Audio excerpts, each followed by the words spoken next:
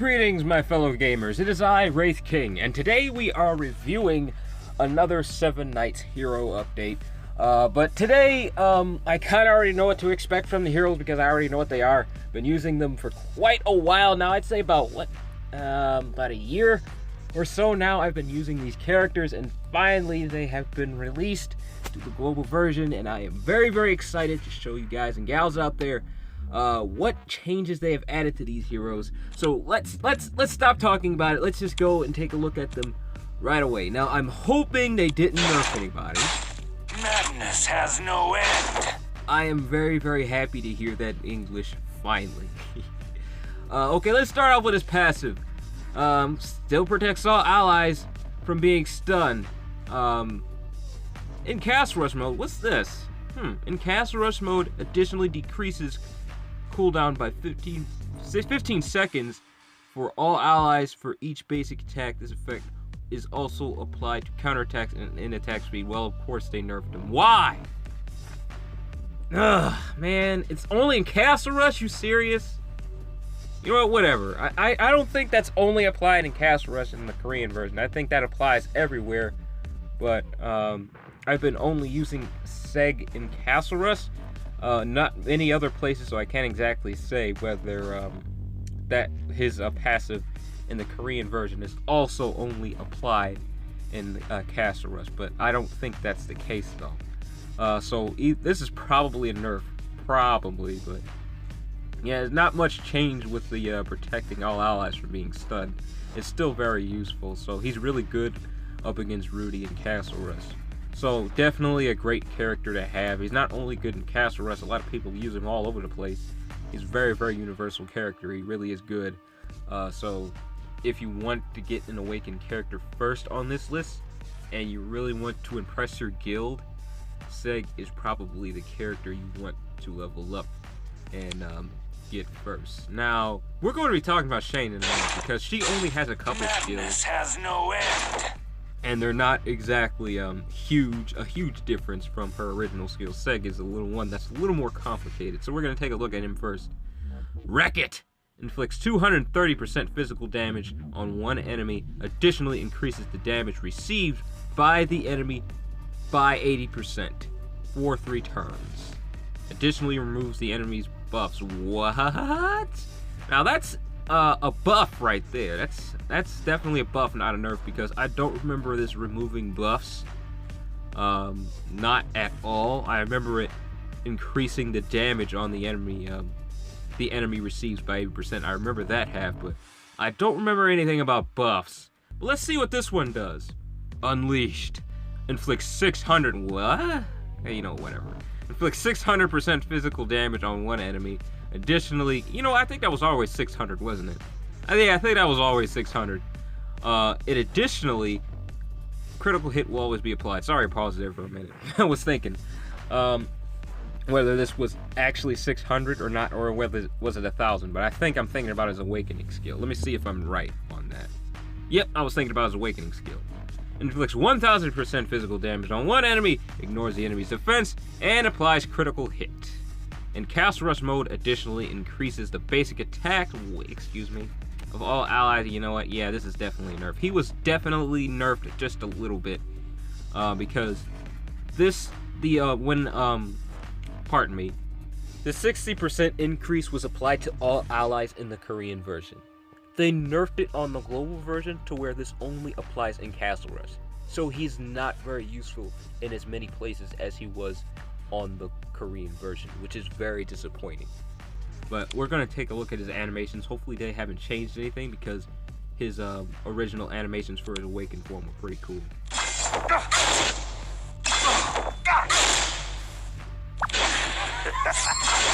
Destruction of my sword. Well, it did zoom in on him a little bit when he did that, but maybe they might update that a little later.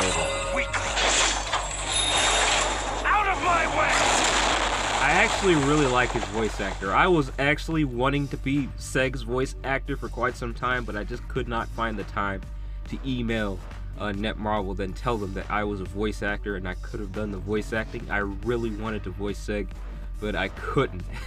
That's too bad. But But let's take a look at his awakening. Still here. Observe my madness. Nope, nothing seems to be changed except a few camera angles were a little different. But yeah, his animations still seem to be quite the same. It's just some of his effects that seem to be a little weird. But alright, let's go to Shane. Target terminate. Now for Shane, hopefully they didn't change much with her, but she is a very simple character. There's not a whole lot to her, other than the fact that she does have an awaken skill now, but her original abilities should be pretty much the same, except her passive. That should get a really dramatic change. She should have a void shield against all damage now, which is going to be very useful to you. So okay, let's take a look at her passive. Massively increases critical rate. Yep. Additionally becomes immune to all... What? Okay, what happened to her void shield? She used to be immune to all damage, not just magic damage.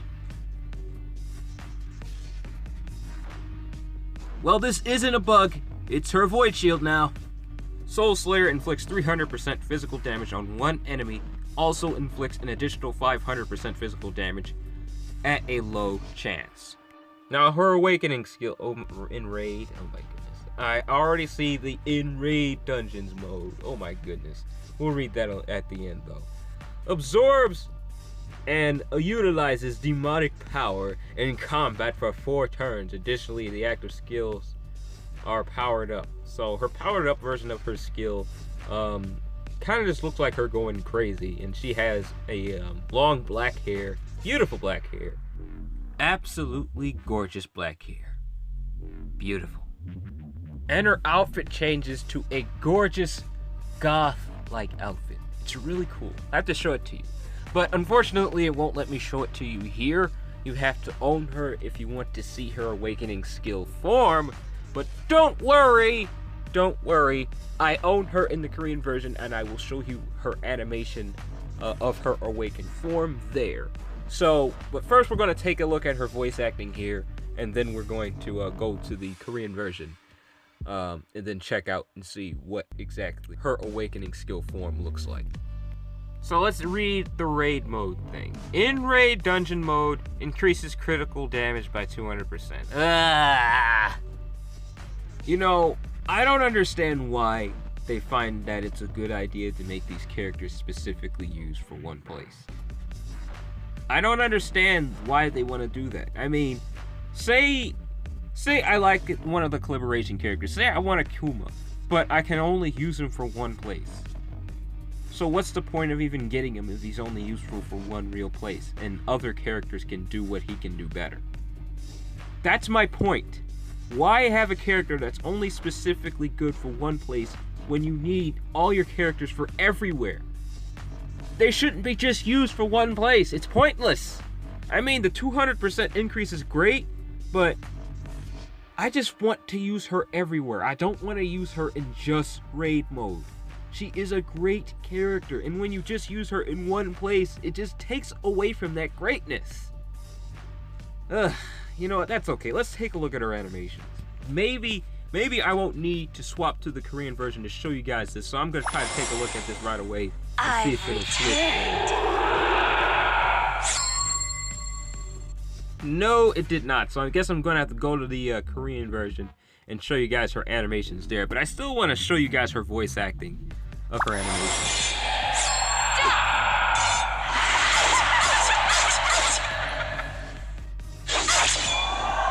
I kind of like her evil laugh on the Korean version a little bit better. I know, I don't want to sound picky, but I really do like her evil laugh on that one better. But yeah, as you can see, the animations did change for her attacks and everything. Terminated. But right now, I'm going to go ahead and show you guys her abilities on the Korean version. Now, there are a lot of spoilers in the Korean version, but what I'll do is I'll take all the spoiler characters off of my team in the Korean version so you guys don't see anything too different. So see you guys there. Hello again, everybody. Here we are on the Korean version. Don't worry, I've taken every spoiler character off my team and replaced them with awakening characters that we already know, so you will not see any of the other awakened characters here, you'll just see the ones we already know on the global version. So, okay, here they are. And yes, the level cap will be increased to 50. I couldn't exactly hide that from you guys because... Let me turn this down because those guys are really just talking way over me. But anyways, yeah, the level cap was increased to 50, but I think everybody was expecting that anyways. But yeah, I do own most of the awakened characters at level 46, but they did gift us some of them. But yeah, there's Shane in her awakening form.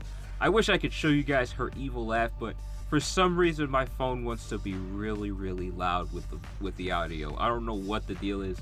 I mean, it's so unbelievably loud. No matter how hard I try turning it down, it still wants to be loud. So I had to put it on mute for you guys. I'm sorry about that.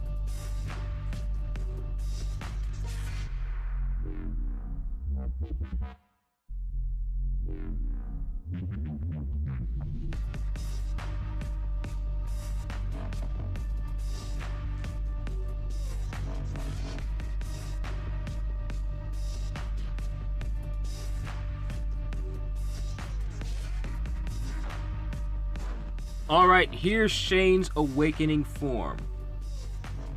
You see it? Yeah, I can't see it very well myself, so what I'm gonna do is I'm gonna find a picture of her awakening form and see if I can't roll some footage of that photo.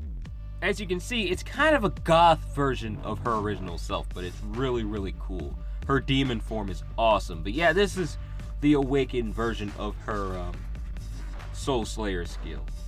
I really wish you guys could hear her evil laugh here. It's a lot better than it is on the global version. It's still okay though. No offense to the voice actress, really. She does great on the global version. I just really like the original version. But there's not much real difference concerning the character's animations here. As you can see, Sieg's is still the same. But one thing I want you to notice here, you see Sieg's awakening skill icon above my characters. This is adventure mode, and his awakening skill effect applies to my entire team. Everybody's attack is increased by 40%. It does not increase by 60%, but it still increases the attack damage of their basic attacks by 40%. And this applies everywhere, not just in raid mode, everywhere. It is a little bit lower than 60%, it's 40%, but it still applies everywhere. So his awakening skill is useful everywhere, not just in one place. This makes him a lot better than he is on the global version. As for Shane, she doesn't have that buff that applies to her in raid mode. Instead, she does something that's a little more universal, and I have to tell you, it's way better than what she does in the global version. Now this is what she does on the Korean version. This is her passive skill. Increases her physical attack by 80%. And she has self-immunity from damage, all damage, for 4 turns. Her strikes will always be critical. This also applies to her skills. It's called Ghost Slash on the Korean version. This is what her awakening skill does on the Korean version. Self-immunity from debuff for 3 turns. Apply attack speed to her every move while she's on the Undead effect. Enhances her skill for 3 turns. Target one enemy with 300% physical damage. Additionally, deal an extra 500% physical damage. Meaning it's guaranteed to deal an extra 500% physical damage. That's insane, isn't it? Insane! She is so much better here. This awakening skill is a lot better. Don't get me wrong, she doesn't have that 200% increase in critical damage, excuse me. She doesn't have that 200% increase in critical damage, but regardless of that, this just sounds so much better. But this is her first active ability. Targets one enemy with 300% physical damage. Additionally, a chance to deal an extra 500% damage. 500% physical damage. So it doesn't say a low chance, it says a chance, which means it's higher than a low chance. That's ridiculous. But let's take a look at Sieg.